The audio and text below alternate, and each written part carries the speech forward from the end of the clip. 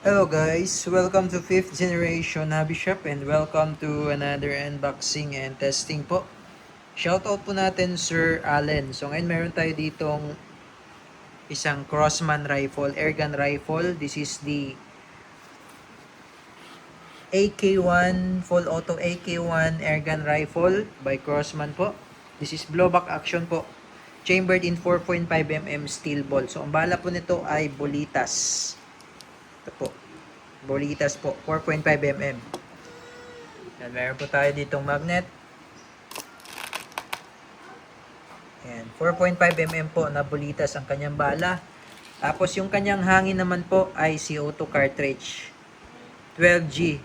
Yan, so yung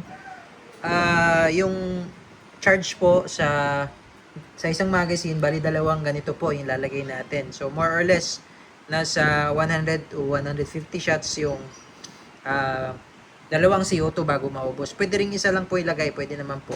Kaya lang, mas mabilis maubos pag isang CO2 lang. Yan. Crossman AK1 siya. Adjustable iron sight. This is 30 rounder, I think. 25 pala, sorry. 25 rounder capacity, drop down magazine, CO2 mag. Tapos meron siyang kasama speed loader, tsaka manual. Yan. Foldable yung kanyang butt. Yan, Crossman AK1. Okay, so ganito po siya pino-fold. Pupush mo lang to. Yan. So, nafo-fold po siya. Yan. Yan. Ito yung na-adjust.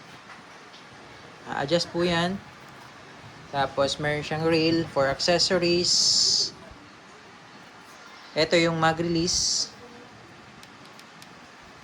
Ito yung selector. Ayan, selector. Sa gitna, yung full automatic. Sa gitna po. Sa baba, yung semi-automatic. Sa taas naman po, yung safety. Ayan, yan yung selector. Ito yung charging handle.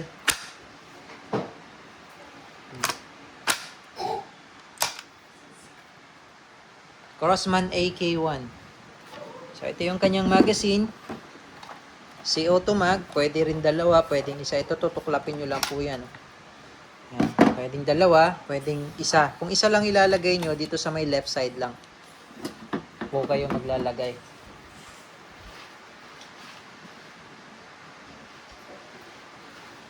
Lagay lang po ng silicone oil. Every time na maglo-load po ng CO2. Yan. So, isa lang po muna ilalagay ko.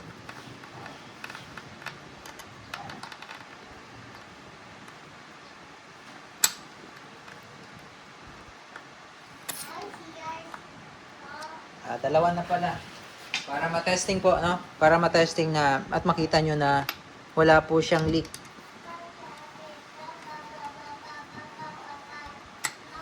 Basta una po palagi yun sa may left side po. Ayan. So, wala po siyang leak. Pareho po. Wala pong singaw. Tapos, baba nyo lang yung spring sa dulo po.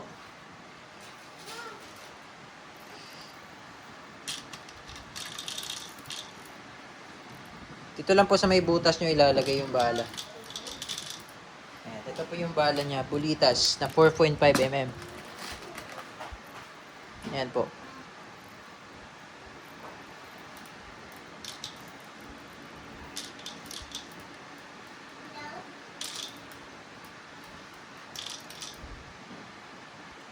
Let's release. Release nyo lang yung spring. Okay. So, testingin po natin, sir.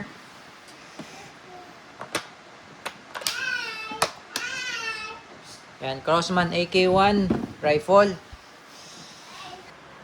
Okay, so pag i-adjust nyo pala yung bat, ito lang po. Ito. Iba po yung sa pagpo-fold naman, dito po yun. Okay, so testing po, sir. So, dito muna tayo sa semi-auto. Semi-automatic. AK1 firing. Okay, sa full auto, sa gitna lang po. Lagay lang selector sa gitna. And firing.